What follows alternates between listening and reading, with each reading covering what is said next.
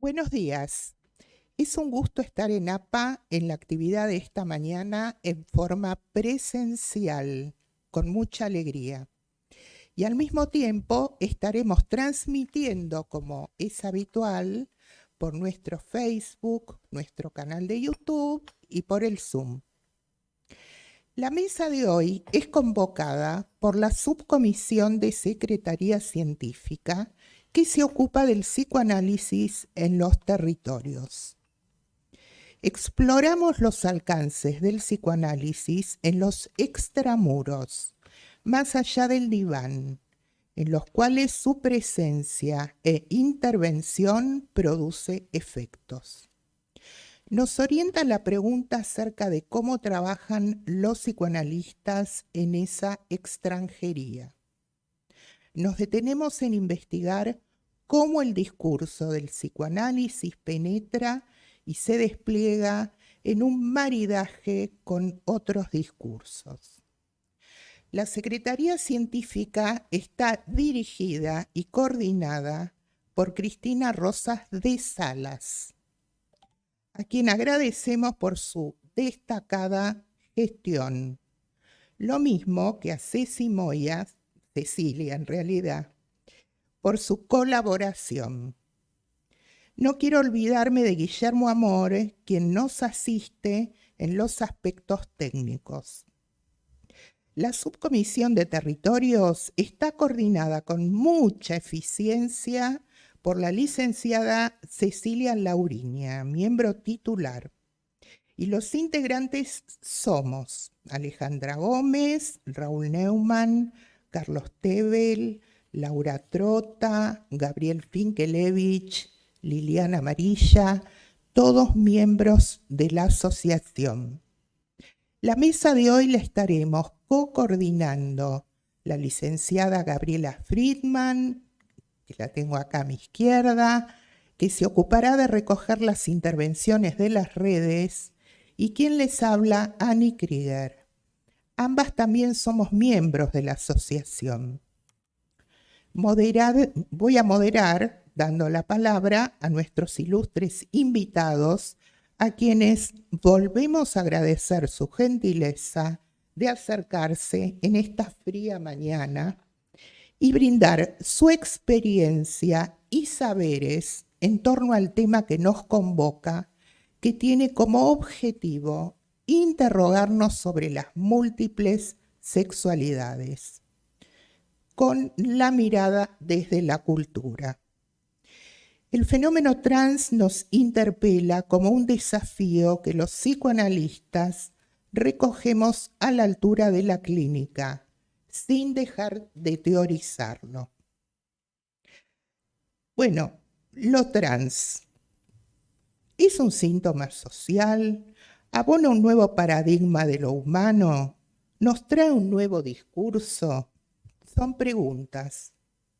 Lo que es cierto que no deja de insistir en un significante que encarna la época. Les cuento que este año nos hallamos en el plano de una investigación en un formato de 4 presentaciones, donde la primera ya ocurrió hace un par de semanas en una interlocución con la medicina.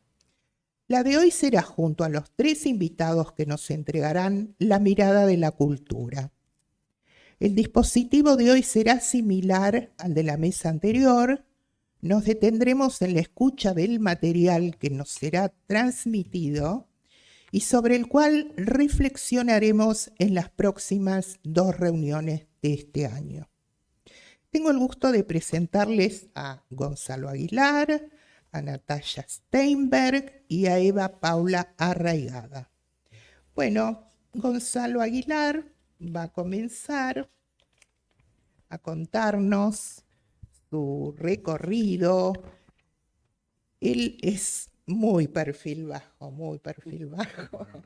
De verdad, cuando le pedí que por favor me diga a ver cómo quiere que lo presente, mandó 3 líneas, pero si ustedes van a las redes y además lo van a escuchar hablar, se van a dar cuenta que esto que es para llenar varias páginas. Él es profesor de literatura brasileña en la Universidad de Buenos Aires, investigador del CONICET y autor de los libros Otros Mundos, un ensayo sobre el cine argentino y Más allá del pueblo, imágenes, indicios y políticas del cine.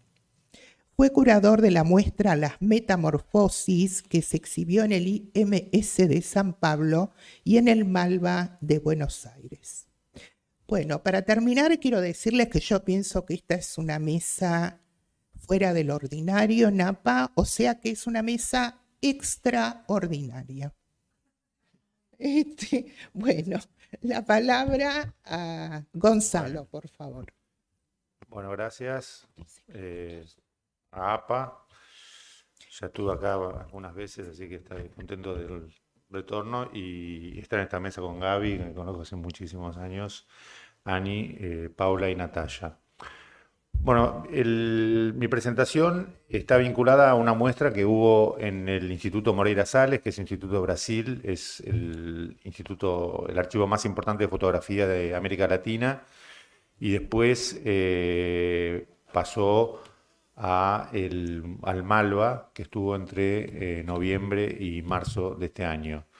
Es sobre Magdalena Schwarz, es una fotógrafa húngara que vivió en Argentina, después se radicó en Brasil en los años 60, y el tema de la muestra fue todas las fotografías que ella fue sacando en San Pablo en los años 70. Es un momento, voy a ser muy breve, digamos, es la dictadura militar, en Brasil es en el 64, pero esta dictadura se endurece muchísimo en el año 68-69 y comienza a haber ahí un surgimiento de otro tipo de disidencias, de otro tipo de oposiciones que tenían que ver con la vida cotidiana, sobre todo la vida nocturna, la sexualidad, y esa diversidad fue fundamental en el Brasil como no solo oposición a la dictadura, sino para, digamos, hacer de Brasil una sociedad muy, muy particular en términos del protagonismo de la comunidad gay y de la comunidad travesti, ¿no? El tema de los términos es muy interesante porque en ese momento se usaba el término travesti y se usaba en masculino, ¿no? Los travestis, el travesti, lo que ya implicaba un señalamiento muy fuerte de violencia en el sentido de encajonar a esas personas en una sexualidad determinada. Todavía no estaba toda la teorización que vino, ni hablar de lo que pasó, no solo la teoría del género que empieza en los 70, 60, sino después lo que fue la intervención de Judith Butler con su libro de la problemática, de poner la problemática del género y abrir, ¿no?, a la diversidad sexual. Y eso es lo que sucedía, digamos, podemos decir, en ese momento con la comunidad travesti en Brasil, es que no existía una red teórico-conceptual suficientemente construida, ni tampoco existían los colectivos y los grupos que pudieran dar a esas personas una suerte de abrigo, ¿no?, de lugar de encuentro, de afecto, y era una vida en ese sentido muy difícil, ¿no? Muy difícil, muy ligada a lo clandestino. Y esta fotógrafa, Magdalena, que en ese momento tenía más de 60 años, se interesó por ese mundo, hizo una serie fotográfica realmente única y excepcional. Vamos a ir pasando y voy a contar un poquito algunas cuestiones que tienen que ver con cómo la encaramos a esta muestra. La primera exhibición de estas fotos, esto es el cartel de la muestra en el Malva. La primera exhibición de estas fotos se hizo en un libro que se llamó Crisálidas y que básicamente resaltaba el aspecto estético de las fotos, ¿no? Es decir, era como una visión bastante autonomizadora de ese mundo, y nosotros lo que hicimos en la Metamorfosis fue justamente correr esa cuestión de lo estético a una cuestión de diálogo, ¿no?, que se estaba dando en ese momento con las disidencias, y eso fue lo que tratamos de poner de relieve en la muestra. La muestra, en este sentido, bueno, ahí vemos una foto de Magdalena. Esta es una de sus modelos predilectas. También hubo otros personajes como Nema Torosso, que fue un famoso cantante que declaró su homosexualidad en los años 70 y revolucionó muchísimo lo que fue no solo la música popular, sino también la cultura masiva en Brasil. O otras personas que ella se iba encontrando, como Macy, que fue una drag queen, que a nosotros nos interesó mucho también poner en la muestra. Aparecen algunas cuestiones como el espejo, los brillos, el maquillaje, ¿no? Y además en este caso una mirada que está vinculada a la melancolía y a cierta, digamos, detalles que ella va como subrayando, ¿no? Eh, si seguimos con el esquema era un esquema donde en el centro estaba la obra de Magdalena, que podemos ver con una especie de estructura que repetía lo que era la estructura del edificio donde ella sacó las fotos, que es el edificio Copán, es un edificio modernista fundamental de la arquitectura brasileña, lo hizo Niemeyer, y el interés está justamente en que estando en ese edificio ultramodernista, ella estaba haciendo algo ya que salía del modernismo, ¿no? Salía del modernismo que de alguna manera tenía una apuesta bastante masculina en su imaginario, ¿no? Eh, si seguimos, vamos a ver que estaba esta muestra, estas son fotos de la muestra en San Pablo. Les traje algunas fotos para que vean más o menos cómo estaba dispuesta. Y nosotros rodeamos las fotos de Magdalena, que están en el centro, con dos series. Por un lado, la serie que tenía que ver con lo que era el contexto, pusimos películas, fotos de la violencia policial, los semanarios que había en ese momento o las publicaciones que había, como Lampião, que fue una publicación gay muy importante de los años 70 en Brasil. Y del otro lado pusimos la serie latinoamericana, que de alguna manera lo que hacía era recopilar fotos de diferentes países de América Latina que ponían en diálogo con lo que hacía Magdalena en ese momento. Y de esa manera le damos a Magdalena una dimensión muy diferente a la que tenía al principio, ¿no? Ahí también pusimos un mapa que fue una reconstrucción histórica bastante compleja de lo que era la noche paulista de los años 70. Y este mapa, que de alguna manera marca los lugares de encuentro, las Watts, ¿no? Pusimos en el centro el edificio Copán, ¿no? Una especie de ficción de que Magdalena estaba en el centro de toda esa movida. Estaba la Boca de Ulillo, que se llamaba Boca de la Basura, que era donde se ejercía el trabajo sexual. En fin, es un mapa que muestra un poco cómo se desarrollaba la vida en esa época de una manera muy clandestina y con muchas dificultades, pero que de un modo muy, muy vital y muy poderoso, ¿no? Ese mapa lo hicimos basándonos en el mapa que hizo Néstor Perlonger, que fue un poeta argentino que murió en Brasil y que se exilió a principios de los años 80. Hizo el famoso poema Cadáveres, que lo escribe en la frontera, justamente cuando viaja hacia Brasil, y él hizo un libro que es sobre el miché, que era la prostitución masculina, como la llama en su libro, hizo un mapa de todo lo que pasaba en San Pablo con ese momento. Y nosotros llevamos ese mapa a la sala, ¿no? Ahí está el libro Cadáveres de Perlonger en una foto que sacó la propia Magdalena, entonces es importante, o sea, Magdalena estaba muy, muy atenta a eso, ¿no? Con ese estilo tímido y medio como yo no sé nada, pero era muy radical lo que ella hacía en ese momento, si se la compara con cualquier fotografía de esa época, ¿no? Acá viene algo que me parece importante, que es esta exposición. Nosotros hicimos dos plataformas. La plataforma 1 era la exposición histórica, tratar de reconstruir lo que eran los años 70, ¿no? Lo que era la imagen de las travestis en ese momento, de la cultura de los 70, es decir, con un montón de materiales que pusimos en sala, y una plataforma 2, que era todo el activismo actual, que era de alguna manera redinamizar toda esa muestra en función de lo que está sucediendo hoy, ¿no? Entonces era como una muestra histórica, pero un montón de actividades. Acá puse una que la traje justamente porque es la Molly, que es una performer que comenzó su muestra con un cartel sobre Tehuel, después fue haciendo todo un recorrido por la sala y quizá la parte, y por eso lo puse ahora, más interesante fue cuando estuvo con el mapa y comenzó ella misma a hablar del mapa hoy de la ciudad de Buenos Aires y de cómo tenía diferentes zonas y las zonas donde ella tenía que ir a hacer trabajo sexual, ¿no? Y las zonas donde se reunía con las amigas y las zonas donde a la noche hacían performers. En fin, una cuestión que era muy importante tener en el museo, en el espacio público, en un espacio, en este caso, dedicado al mundo del arte, de introducir con mucha fuerza la cuestión de la diversidad sexual y su relación con el mundo del arte, ¿no? Esta es una de las actividades, después voy a contar otras. Esta es la parte que tiene que ver con todo el contexto histórico. Y después la parte, bueno, ahí por ejemplo, esta foto es una foto de una revista, ¿no? Donde se ve la violencia que ejercía en ese momento la dictadura, además en San Pablo particularmente fuerte con lo que se llama el DOPS, que era el lugar donde se reprimía.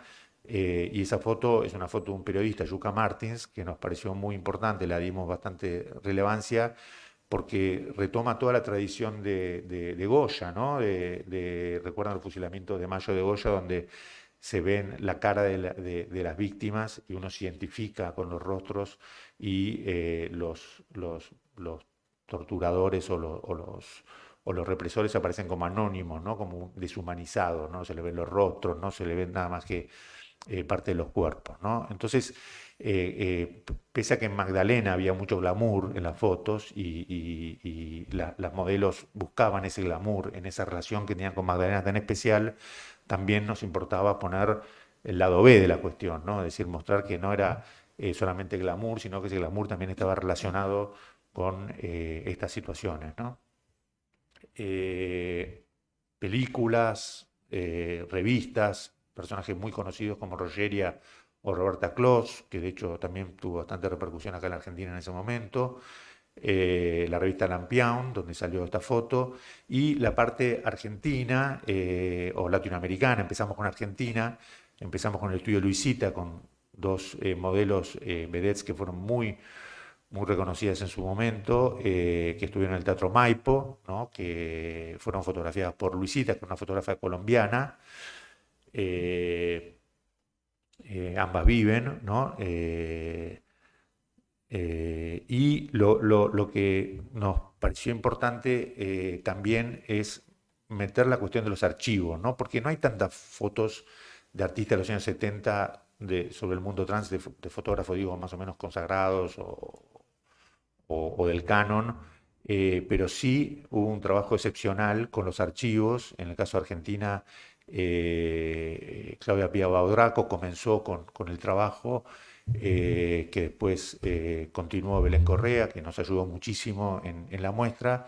Y estos archivos tienen dos características muy interesantes. Por un lado, que son archivos que están vinculados a la alegría, ¿no? Es bastante raro eso en el sentido de que los archivos no tienen generalmente una suerte de cuestión enfática en lo afectivo, pero en este caso son archivos que recuperan momentos de celebración, de cumpleaños, de reuniones familiares y mucho de carnaval. Eso va a ser como una constante. El carnaval es el momento, ¿no? Históricamente estamos hablando, nosotros nos mantenimos siempre en el periodo histórico de los 70, en el que las travestis salían y podían estar en el espacio público, ¿no? Entonces, en la muestra, justamente lo interesante era eso, ¿no? Es decir, el espacio público en los 70 tan restringido y en la actualidad. El otro aspecto importante de estos archivos es que son archivos que estaban destinados a la destrucción, porque en muchos casos las familias o quemaban estas fotos o no le daban importancia, y a veces hasta las mismas protagonistas decían, bueno, son fotos. Y Claudia Pia Baudraco con su trabajo mostró la importancia de preservar estas fotos, de organizarlas. El archivo ya tiene un trabajo realmente excepcional, y tiene esta característica de la supervivencia, ¿no? Como tan importante como huella de los años 70 en la actualidad. Bueno, en este caso de México, Armando Cristeto, pusimos también el caso del archivo Kiwa, es un archivo boliviano, que es una cosa maravillosa de lo que fue los carnavales en los años 70, de la China Morena, que después fueron prohibidos. Si vemos las fotos, ya voy cerrando, Sí. las fotos del archivo Kiwa son las que vienen. Bueno, ella fue una performance fundamental que le dio un beso a Banzer, que era el dictador en ese momento, y después salió en el diario y un asesor se acercó a Banzer y le dijo, bueno, vos sabés que no era una chica, ¿no? A partir de ahí prohibieron la tradición de la China Morena, que resurgió en los últimos años con la familia Galán, y este archivo de Vasco Cinetar, con dos cositas voy a terminar. Si pones la foto que viene, nosotros nos interesó mucho quebrar la idea de autoría también, ¿no? Es decir, no solo la fotógrafa, la autora, sino también las modelos son autoras de la foto, porque ellas no solo aportan una idea estética en su propio cuerpo, sino que también en las fotos entran en situaciones de pose, de crear la escena fotográfica. Esta es una foto de un venezolano, Vasco Cinetar, en que la modelo copia a Marilyn Monroe en la película La Convención del Séptimo Año, ¿no? Y es un excelente ejemplo de esta suerte de romper la idea de autoría, que hacía de alguna manera a las modelos como objeto nada más, o como cosa, fenómeno, palabra que no me gusta, quiero decir, porque se habla de fenómeno trans y no es una palabra que me gusta, la de fenómeno, y el punto de ver también esa performance de la modelo, ¿no? Y para terminar, una de las fotos que quizás, bueno, esto es un archivo de Colombia, ¿no? Traje varios, pero la última foto, ahí está, perdón, la grupa fue un grupo que estuvo de danza, un grupo trans que estuvo en la inauguración, fue excepcional lo que hicieron, seguimos con las fotos, hubo un desfile de la cooperativa, también en el Malva, también, bueno, hubo visitas varias, también hubo visitas, perdón, a pasar la anterior, visitas de un equipo de rugby de diversidad, y también hubo de un taller de fotógrafo de la Villa 31, con los que yo trabajé mucho en su momento. Después el archivo de la memoria trans, también fotógrafas mujeres, ¿no? Porque justamente nosotros no hicimos tampoco, si bien dimos mucha importancia a la cuestión de la identidad, no pensamos la identidad como algo cerrado, ¿no? Y como, bueno, obviamente el espacio básicamente está ocupada por personas que estuvieran más implicadas, digamos, ¿no? Pero hubo una pluralidad en relación a las identidades que nos parecía importante sostener. Y la última foto, que es la que viene, que es la foto quizás que causó más impacto, una foto de Magdalena, de una modelo, y nosotros hicimos un trabajo muy, muy exhaustivo de buscar todos los nombres, ¿no? Porque ese es un punto central de la autopercepción, de la identidad. Aparecía esta modelo como anónima, después Roberta Clos la reconoció, se llama Samantha, y aparece ahí en una maternidad totalmente disidente, vamos a decir así, con una boneca, ¿no? Bonecas como muñeca, le decían a travestis en Brasil. Y para cerrar, también la muñeca tiene un carácter muy especial porque es el objeto, digamos, de juego de la infancia prohibido, ¿no? Bueno, no jugués con la muñeca, o eso no es para vos. Y acá, Seguimos sí, sí, después, termino con esto. Es una serie de porque si fotos no, que tienen que ver tenemos un con límite eso. de tiempo. Bueno, Bueno, muchísimas no, gracias. de nada. Bueno, ahora vamos a escuchar con mucho placer también a Natalia Stenberg, que es licenciada en Sociología de la UBA y entre los años 2016 y 2019 ocupó el cargo de jefa de gabinete de la Subsecretaría de Derechos Humanos y Pluralismo Cultural del Gobierno de la Ciudad Autónoma de Buenos Aires. Anteriormente se desempeñó como asesora del gabinete de la Subsecretaría de Derechos Humanos y Pluralismo Cultural, 2011-2015, y como asesora de gabinete de la Dirección General de Relaciones Institucionales, 2008-2011. Desde diciembre de 2019 asume el cargo de directora de Convivencia en la Diversidad. Misiones y funciones: la Dirección General de Convivencia en la Diversidad de la Subsecretaría de Derechos Humanos y Pluralismo Cultural tiene como misión desarrollar políticas públicas de promoción, prevención y protección para la no discriminación, la igualdad de derechos, el diálogo y la diversidad. Trabaja activamente en la visibilización de los derechos del colectivo LGBTIQ+, y en la construcción de una sociedad más justa y equitativa. Les recomiendo que la sigan en las redes porque es imparable, es imparable. Bueno, muchas gracias por tu presentación, Ani. Muchas gracias por la invitación a Ceci, a Gaby, a todo el equipo de APA.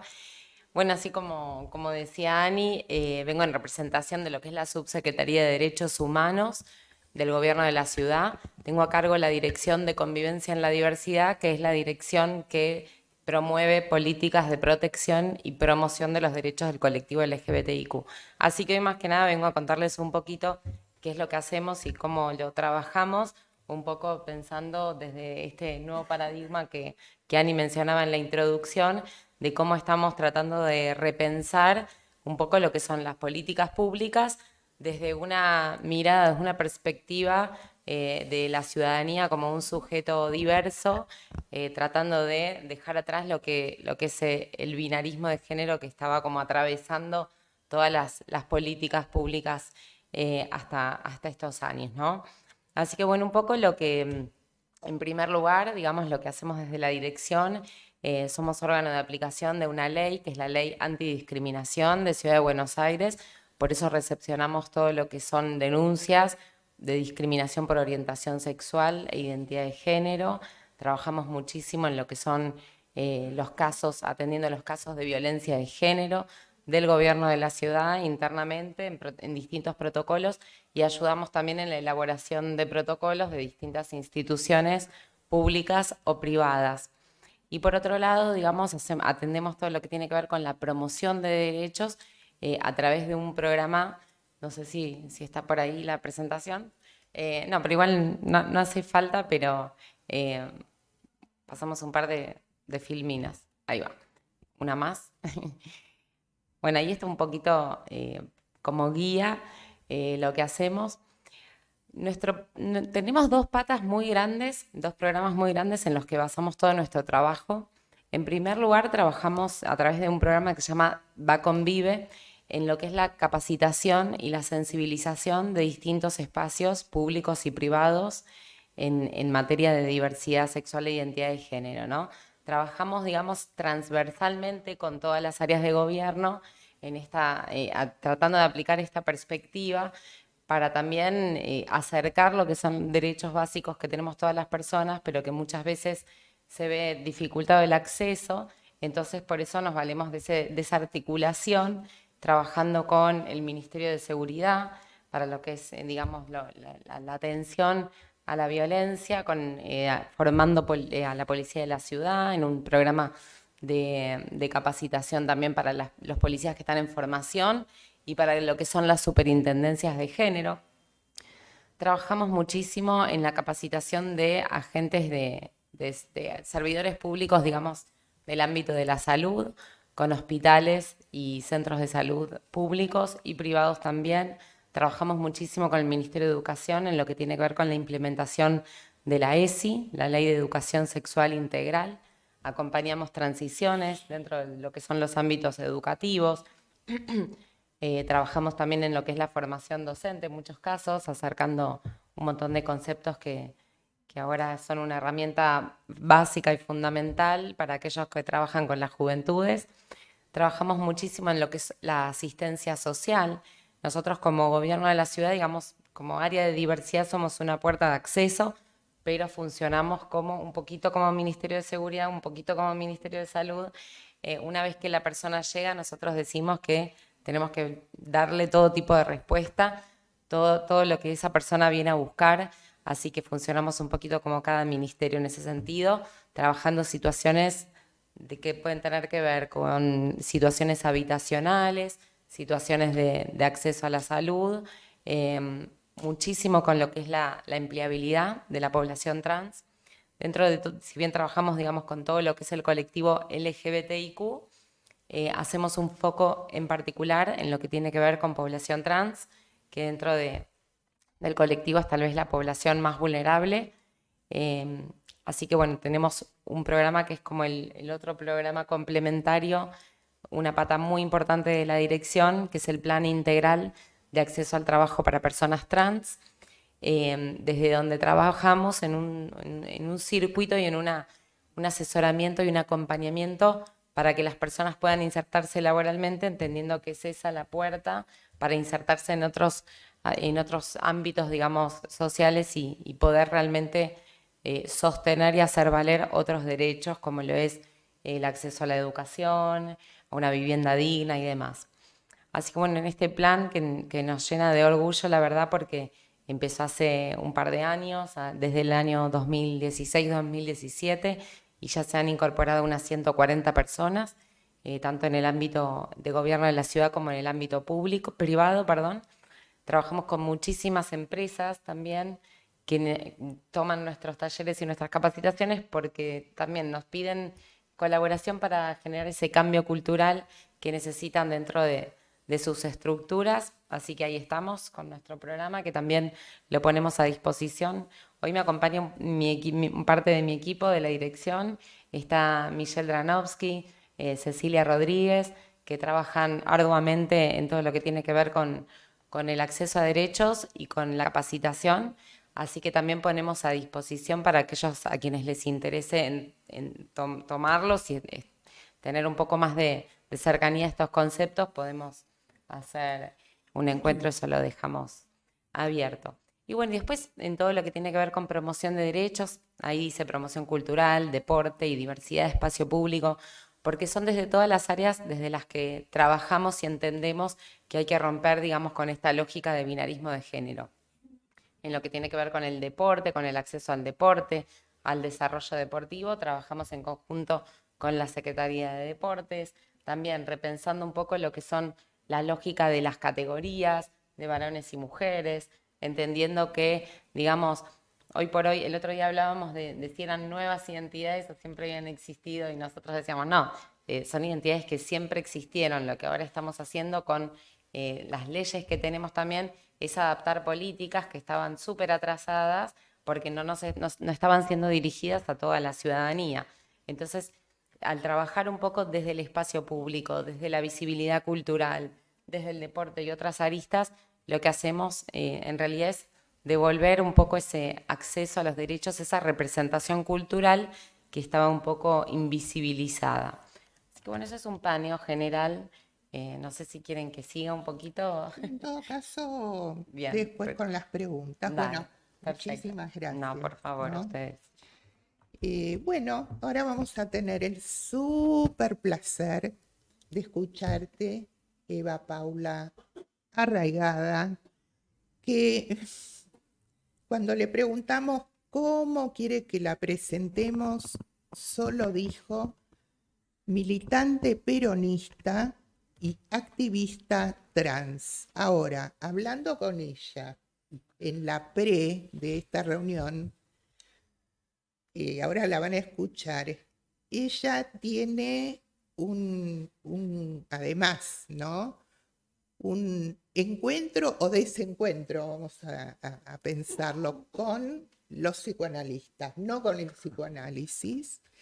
Y me parece que es un tema en nuestra casa crucial, ¿no? Y pensarlo junto a ella creo que es un lujo, ¿no? Es una maravilla y yo agradezco estar aquí y que me haya tocado. Así que, Eva Paula. Bueno, muchas gracias. Buenos días a todas, todos, todes. Muchas gracias primero por la invitación a quien la cursó, que es Gabriela Friedman. También por sugerencia de Gonzalo, a quien agradezco también esta sugerencia. Y voy a compartir el panel con Natalia Strindberg. Perdón si digo mal los apellidos, pero soy coqueta y todavía no me acostumbro a usar anteojos. Y a quien nos modera, Annie Krieger. Muchas gracias por la amorosidad y por esta mañana fría, pero hermosa para compartir conceptos donde seguramente hablaremos de vidas que podemos llegar a enmendar y podemos llegar a ayudar para que tengan la felicidad que hasta ahora nos han quitado.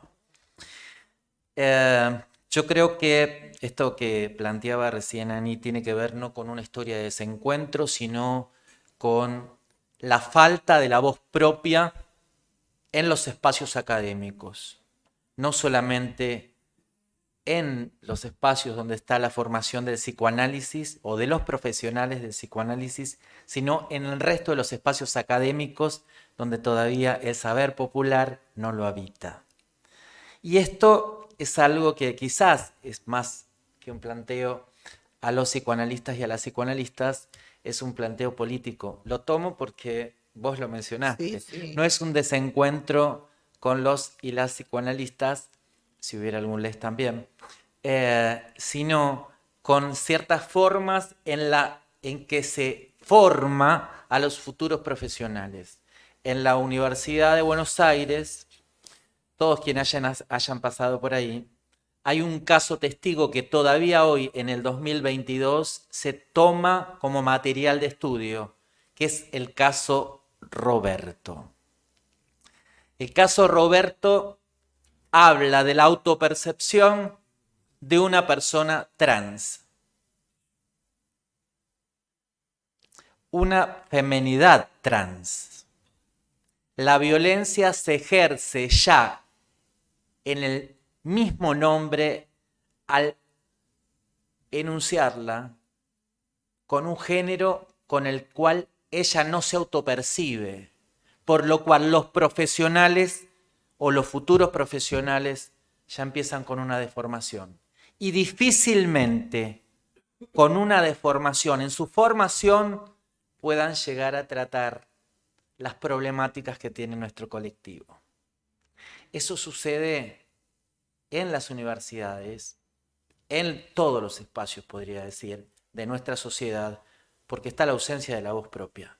Cuando no están las personas trans, en cualquier espacio, las personas cis hablan por nosotras, dicen por nosotras, sugieren políticas públicas por nosotras, sugieren material educativo por nosotras, porque suponen que nuestra expertise está puesta en el mismo lugar de ellos, ellas y ellas, que es la sabiduría de los libros. Nosotras tenemos una sabiduría mucho más amplia, como la mayoría de los sectores populares. Miro para allá porque está la gente. Los sectores populares están atravesados justamente por ese saber, que es el que se aprende todos los días en la calle y el que nosotras lo tenemos grabado en nuestros cuerpos. La historia que Gonzalo recién relataba, que es parte de una cronología que hemos vivido todas, sin ahondar en ella, está escrita en nuestros cuerpos. Por lo tanto, los relatos somos nosotras y los varones trans quienes podemos llegar a darla. Por eso es importante que APA haya generado esta actividad para generar conciencia y sobre todo pluralidad al generar nuevas iniciativas donde podamos estar todos. Pero en eso de fomentar nuevas iniciativas también se abren nuevas discusiones, porque también está el miedo de preguntar, ¿no? Porque pareciera que por no cometer el error o el temor a ofender, no se pregunta. no hay nada peor que la ignorancia. Para combatir la ignorancia hay que preguntar, siempre con respeto quizás, pero hay que preguntar. La violencia no es una pregunta, sino cómo se pregunta. Quienes venimos de los sectores populares sabemos también que en los sectores populares se alberga el miedo al conocimiento, porque siempre se nos ha obligado a saber todo. La ignorancia ha sido siempre como un decálogo peyorativo de que baja la autoestima.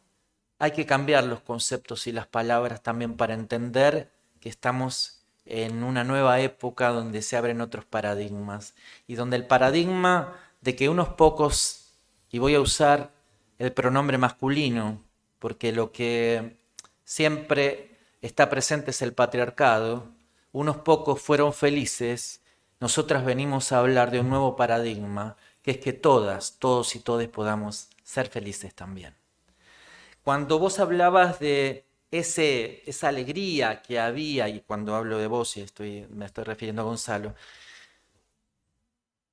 de la alegría que existía en las fotos, también es la forma y el retrato con la cual nosotras hemos decidido subsistir, que es parte de nuestra impronta y es nuestra idiosincrasia natural, la alegría de vivir y sobre todo el deseo acérrimo de abrazarnos a la vida.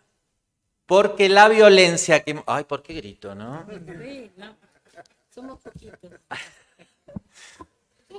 Es que estoy acostumbrada a la oratoria con mucha gente. Y la enunciación y el énfasis en las palabras tiene que ver con la importancia que tiene cada una. Claro, y es la pasión, de lo que le va. Exactamente. La pasión por tu causa, claro. Por la Igual causa. mi causa es la causa del pueblo. Por la más causa, allá de las compañeras por trans. la causa, sí, sí. Ese amor a la vida es la que nos aferró a pesar del genocidio que hemos vivido. Esto no lo iba a decir, pero vamos hacia ese lugar. El genocidio que vivimos, para muchos y muchas que no lo saben, nosotras tenemos un promedio de vida de 35 años que se ha alargado a casi 40 tenemos el promedio de vida de los individuos de la Edad Media. Me gusta hablar con una sonrisa porque a veces las tragedias es mejor contarlas con una sonrisa para que en vez de caer en la victimización, se pueda caer en la concientización. Tenemos un promedio de vida de la Edad Media y si hemos avanzado hacia los 40 es porque ha habido leyes que permitieron que nuestra vida sea un poco mejor. Una de ellas, y que fueron logradas gracias a la decisión política, pero también fueron logradas gracias a la organización de las compañeras trans, quienes fueron el motor, el corazón y la vida de esos proyectos. Uno es la ley de identidad de género y la otra es la ley de cupo laboral trans travesti. Y aprovechando que está acá Natalia, voy a aprovechar para hacerle un pedido también, porque el viernes se cumple un año de la sanción de la ley de cupo laboral travesti trans, que ha permitido que muchísimas compañeras y compañeros, sobre todo las feminidades, tengan la posibilidad real de un trabajo formal. Para quienes lo tuvieron toda la vida, es algo más. Para nosotras es algo fundamental. Y es tan fundamental ver, y además fundamental porque se ve en las caras de muchas de las compañeras y compañeros que logran por primera vez quizás después de 50 años de vida la posibilidad de un trabajo real que le permita tener algo que ustedes, compañeros y compañeras cis, han tenido durante toda su vida. Y aún en los sectores vulnerados, al menos una vez en su vida lo pudieron tener, que es la posibilidad de cobrar un sueldo todos los meses, la posibilidad de tener un aguinaldo, la posibilidad de tener vacaciones.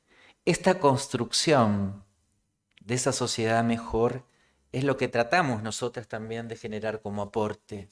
Y quizás sería un lindo aporte cumpliendo este año de esta ley que nos ha costado tanto y que, porque han quedado muchas compañeras en el camino y que cumple un año, un anito este primer 24 de junio, que también la ciudad autónoma adhiera a esa ley que hemos construido nosotras y del cual siento mucho orgullo, porque en la Cámara de Diputados durante este tiempo, por la pandemia, hemos tenido que usar barbijos y han ingresado muchas compañeras en este tiempo, del cual siento mucho orgullo y mucha felicidad, porque no se les veía el rostro entero, pero se les veía los ojos, y los ojos que antes estaban cubiertos con algo que parecía amargura y quizás lo era, ahora están llenos de vida. Ahora se ven felices. Ojalá que podamos replicar esa felicidad en todas partes. Ojalá que la podamos replicar también en los espacios académicos. Parte de esto implicaría pedirle a los profesionales que estén en estos claustros que cambien ese caso Roberto y le pongan otro nombre, porque eso no solamente es violento, sino denigra nuestra lucha y sobre todo pasa a un lugar nefasto a nuestra historia y a nuestras muertas. También creo que en esto de las nuevas luchas y los nuevos desafíos hay que aclarar como algunas cosas porque si no pareciera que se mezcla todo. Y es bueno que en este tiempo donde se dan algunas discusiones podamos decir que nosotras, las mujeres trans y los varones trans, somos binarias. Porque hay como una costumbre que nos pasa a algunas seguido, que se habla de todos, todas, y cuando hablan del todes nos miran o me miran. Yo no soy todes, soy todas. La lucha por la A para las mujeres trans ha sido tremenda. La compañera que ustedes veían en las fotos es una compañera que seguramente fue reprimida por su definición de género, por la A. Entonces creo que también avanzar en el entender que hay identidades que no son binarias es algo para caminar, pero también hay que entender que nuestra lucha todavía no está dada, que quizás en esta ciudad la mayoría, digamos, que tiene acceso a cierto material puede entender que nosotras tenemos una autopercepción que habla de lo femenino y en el caso de los varones con lo masculino, pero pasando la General Paz eso no sucede y estaría bueno que podamos hacer escuela para entender que las identidades trans son binarias. El pronombre para una mujer trans travesti es la. Y para un varón trans, el pronombre es él, porque si no pasa lo que Gonzalo decía en un principio, que decían el travesti. Y eso es algo que es un ejercicio violento. Y creo que es el primer paso para entender lo que es la igualdad y la equidad hacia dónde vamos. No sé cómo estoy con el tiempo porque me iba a poner el cronómetro, pero quedó ahí. Podés seguir un poquitito más porque vale la pena. Y después está también esto, ¿no? Del ejercicio de las leyes que se van construyendo, que son importantísimas porque cambian las vidas. Esas vidas de las cuales se vieron ahí retratadas, que tienen un promedio de vida muy corto, que han sufrido un genocidio trans travesti, también tiene como eje una violencia que fue parte del Estado y de la sociedad, y del cual nos tenemos que hacer cargo. Nosotras peleamos por una reparación histórica, porque claramente muchas de nosotras estamos llenas de silicona líquida. Silicona líquida que podría ser extraíble, o por lo menos podría haber alguna forma de morigerar la dolencia. Sin embargo, los claustros académicos, como somos una minoría, en este caso la medicina, todavía no se ha tomado el pequeño tiempo de quizás investigar cómo mejorar la vida para esa minoría. Eso es lo que sucede cuando uno se está cerca del pueblo. Esa es la demanda que pedimos a todos los sectores, ¿no? Y en esto de esa persecución que existió durante un tiempo y que todavía en cierta parte sigue, fue todo el aparato que usó el Estado para perseguirnos y para vulnerarnos porque nos querían normalizar. Normalizar era que nosotras deberíamos ser lo que habían programado que debíamos ser, que éramos varones, y sin embargo nosotras hemos luchado por el reconocimiento de nuestra identidad autopercibida y en esa lucha muchas quedaron en el camino. El aparato usó el Estado usó todo su aparato represivo. Las fuerzas de seguridad para violentarnos, para manipularnos, para torturarnos, porque las torturas fueron muchas y los recuerdos son tremendos. No vale la pena indagar porque es muy doloroso, pero sí sepan que lo que ustedes han visto en estas muestras es nada más que justamente algo pequeño de lo inmenso que fue la persecución que hubo y que todavía sigue habiendo en algunos lugares hacia nuestras identidades. Parte de lo que ustedes, compañeros y compañeras psicoanalistas, pueden llegar a escuchar en sus espacios es justamente la dolencia de una persona trans que ha sufrido la desigualdad, la incomprensión, pero sobre todo el no saber por qué y desde dónde se está viviendo en una sociedad que le está diciendo todos los días que su planteo de vida y su forma de vida no es la adecuada. Hacia ese planteo de vida y a esas formas adecuadas es que vamos construyendo este futuro con dificultades claramente, pero con la fuerza y la convicción que vamos en el camino correcto. Porque el camino correcto es lo que nos depara y es lo que estamos transformando. Porque estas leyes que fueron construidas por una decisión política, pero las decisiones políticas también tienen que ver con la representatividad y las formas con que se construyen los colectivos y los espacios. Nosotras estamos orgullosas del tiempo y estamos agradecidas, a pesar de que desde 50 años. Miren, nosotras estamos peleando por la ley de reparación histórica, pero si alguien cree que si hubiera algún monto de dinero puede llegar a saldar el no haber tenido juventud, si se cree que se puede llegar a saldar, no hay cifra que pueda devolvernos tu edad y tu caminar de la mano con tu novio o con tu novia. No hay cifra que pueda reparar el daño que hicieron.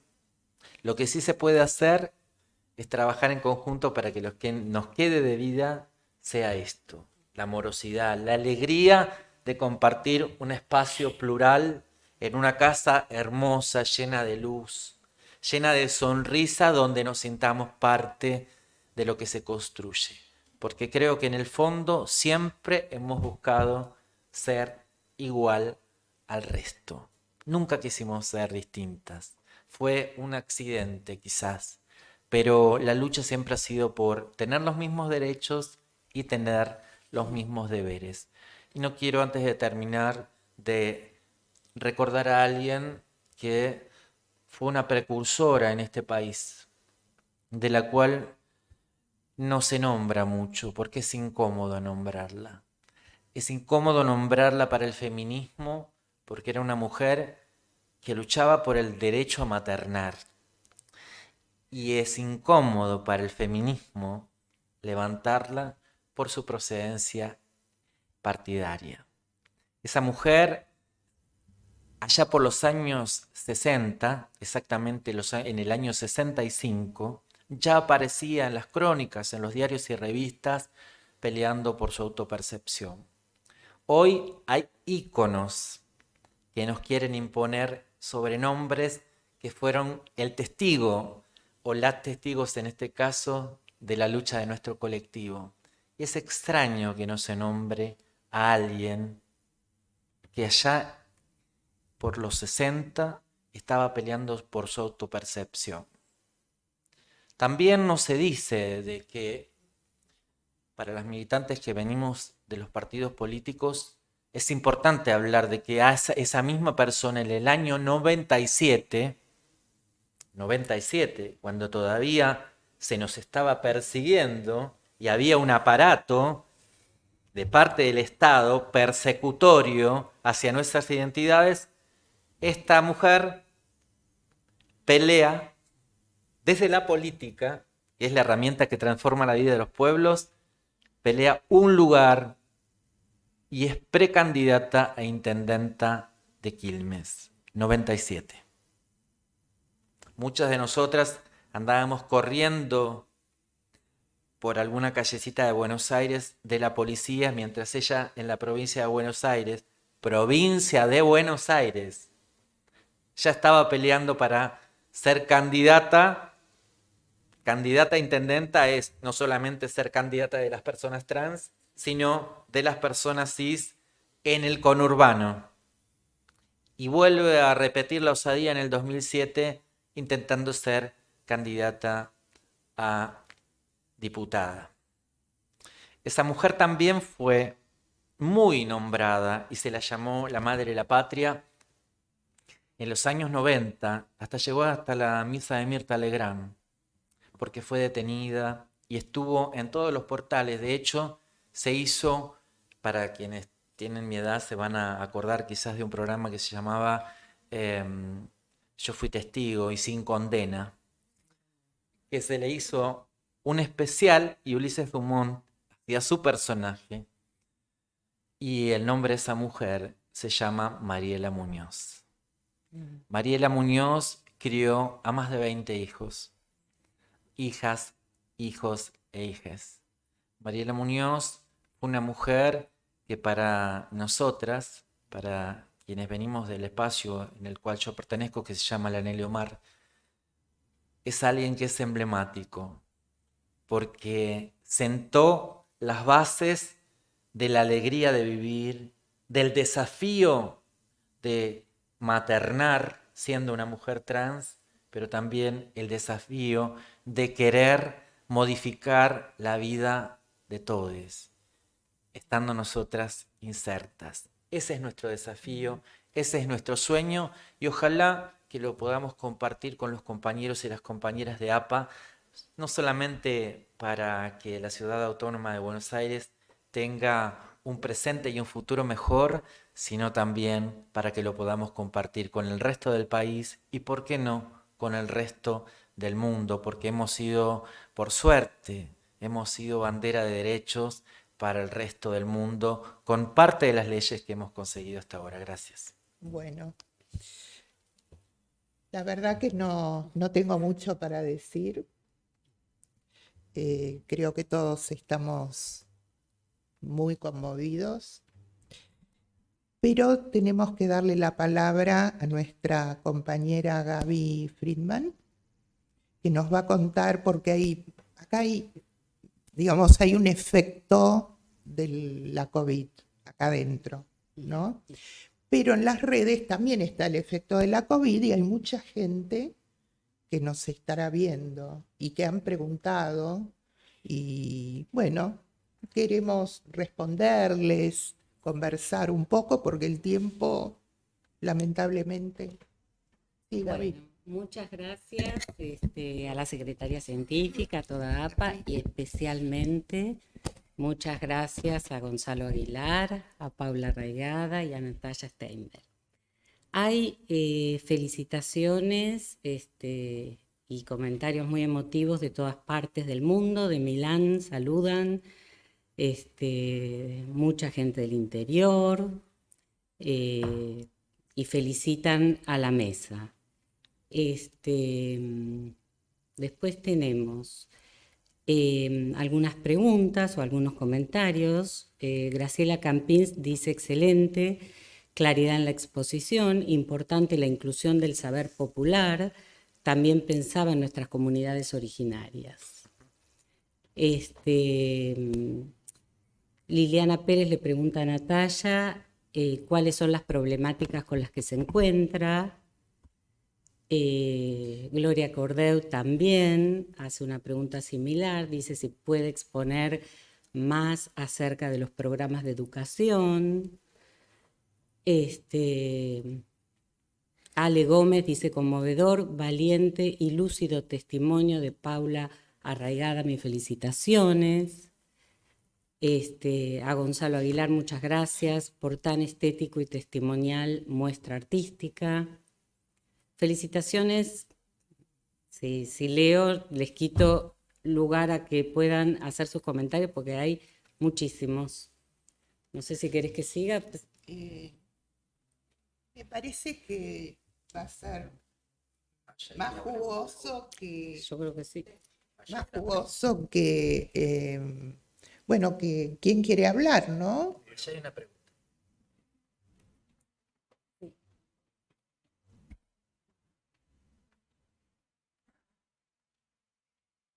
Bueno, quiero agradecer muy especialmente a esta subcomisión de la Secretaría Científica por la organización de esta actividad. Ha sido absolutamente conmovedora y espero que haya tenido una cuota de reconciliación con los psicoanalistas.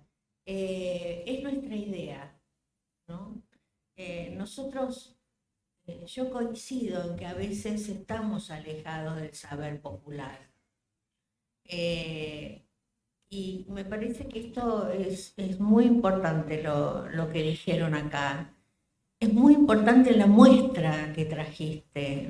Me pareció como que se unía el arte y el saber popular de una manera extraordinaria. Y eso es mérito de esta subcomisión que coordina Cecilia Lauriña, que comparte un grupo de colegas y que siempre consideramos en la Secretaría Científica que la tarea que hacen las subcomisiones es un aporte creativo que nosotros, los que la dirigimos, podríamos decir, agradecemos enormemente. No sé si yo hubiese podido armar una mesa de estas características, con este planteo estético, con este planteo vivencial.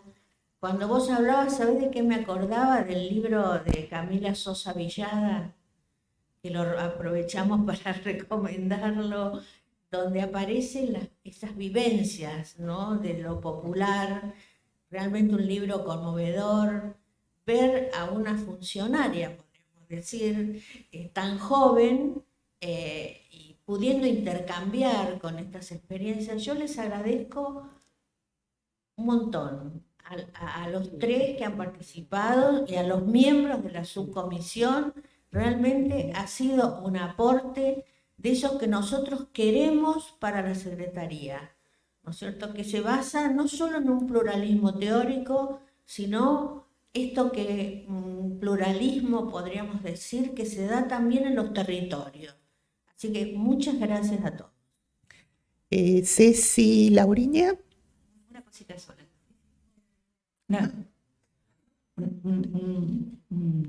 Una puntuación nada más. Además del agradecimiento y de estar conmovida por lo que está aconteciendo hoy, pensaba en esto de que formaba parte de lo que es un gesto inaugural frente a la posibilidad de que los discursos, la voz propia, ¿no?, quede arraigada en nosotros, que quede como ese punto de gesto que marque ese inicio. Entonces yo celebro profundamente y comparto la alegría con Cristina de la posibilidad de pensar esta dimensión del trabajo. Yo no sé si es reparador, pero sí por lo menos intenta dar un espacio, dar un lugar, y para que esa voz propia que están planteando cada cual y cada quien en esta mesa siga un curso y una posibilidad de trabajo entre nosotros. Bueno, primero les agradezco mucho a los tres invitados. Para nosotros era un poco un desafío, ¿no? Como cómo traer otras voces, otros discursos, porque nuestra comisión, que es Psicoanalistas en el Territorio, se propone desde el año pasado visibilizar el trabajo de los psicoanalistas en distintos territorios. Y tanto una mesa que hicimos el año pasado en el simposio, que fue sobre prejuicio, intolerancia y racismo, como esto lo acabo de pensar, no es que estaba programado, esta mesa creo que hicimos un camino inverso, que es escuchar qué hay en el contexto, en este caso de las sexualidades múltiples, escuchar otros textos que son los que ustedes han podido traer, desde una posición que vos la planteaste muy claramente, Paula, que es la posición de ignorancia. Nosotros, frente a las sexualidades múltiples, nos estamos planteando un lugar de ignorancia, de escucha, por eso quisimos escuchar las políticas públicas, qué se está haciendo aquí en nuestro país, y desde acá podemos pensar también y comparar con el mundo, como decía Paula. Esto que trajo Gonzalo me pareció tan interesante. Yo había ido a la muestra, Gonzalo, pero hoy lo pude pensar en dos palabras, que es la memoria versus la destructividad. Creo que estas muestras trabajan en pos de la no destructividad, ¿no? De que la memoria perdure y que desde ahí podamos construir otra cosa. Y el testimonio, yo soy medio fan de los testimonios, me parece que ahí hay un saber muy interesante, ¿no? Que se puede pasar de la vivencia a la experiencia y desde ahí a un relato, y vos nos traes un relato realmente vivencial que bueno, nos sacude un poco, ¿no? De nuestra ignorancia, y creo que desde ahí podemos escuchar. Este es el tiempo de escuchar de nuestra comisión, y de paso ya pasó el chivo para el segundo cuatrimestre, que la idea nuestra es, desde esta escucha, poder avanzar un poco en un debate que se va a tener que dar entre los psicoanalistas. Pero creo que, bueno, me siento muy complacida de poder escucharlos a ustedes y poder en todo caso pensar el psicoanálisis desde haber escuchado otras voces propias, ¿no? Y desde ahí pensar, ¿no? Cómo nosotros de nuestra disciplina podemos pensar esto y también visibilizar estas cosas. Así que muy agradecida y muy agradecida a la Secretaría Científica, que siempre digo que nos permite trabajar con tanta libertad que nosotros comprobamos hoy que esto salió bien, la verdad que no lo sabíamos. Bueno, gracias Cecilia. Carlos. Bueno, realmente una mañana espectacular. Es la primera vez que vengo a APA después de 2 años. Y estar acá en el Salón Butacas en forma presencial no es lo mismo que estar en mi casa con pantuflas, mirando la actividad a través de una pantalla. Realmente es otra cosa, es la vivencia de estar, de compartir, y es una emoción muy grande. Pero se suma que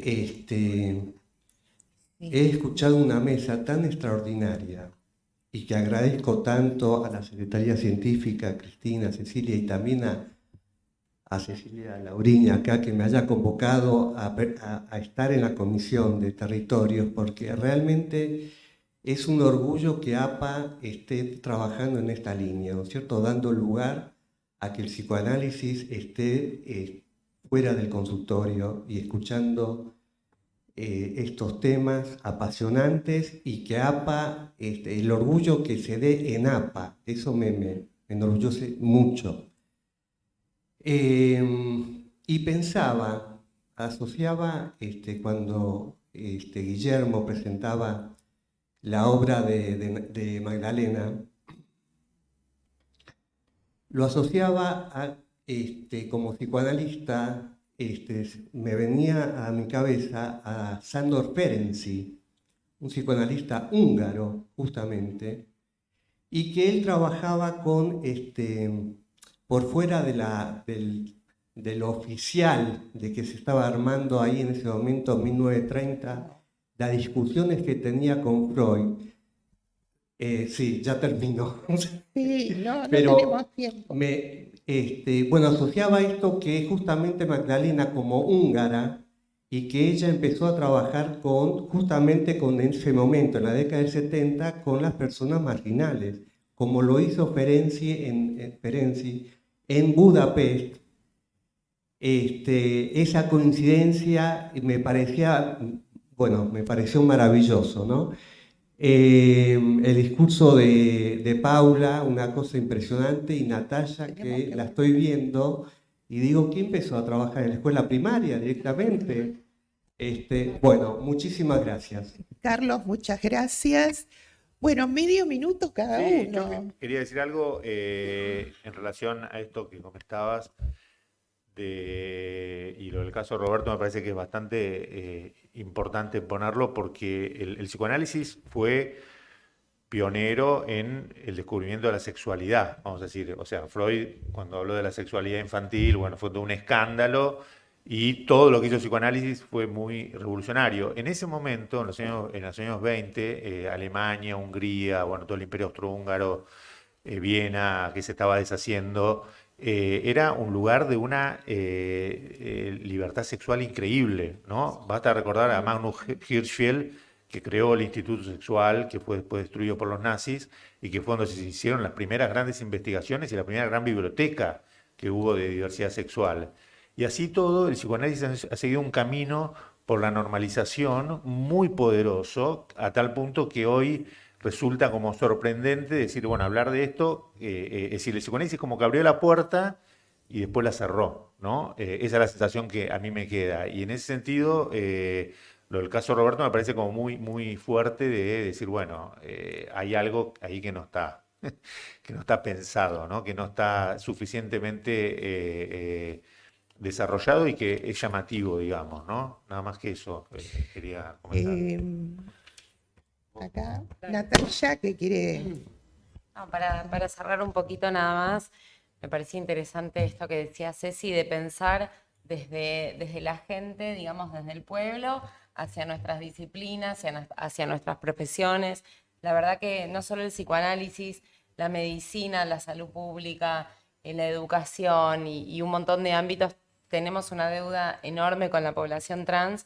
Y me parece que el primer paso es esto, es buscar el acercamiento, buscar conocer.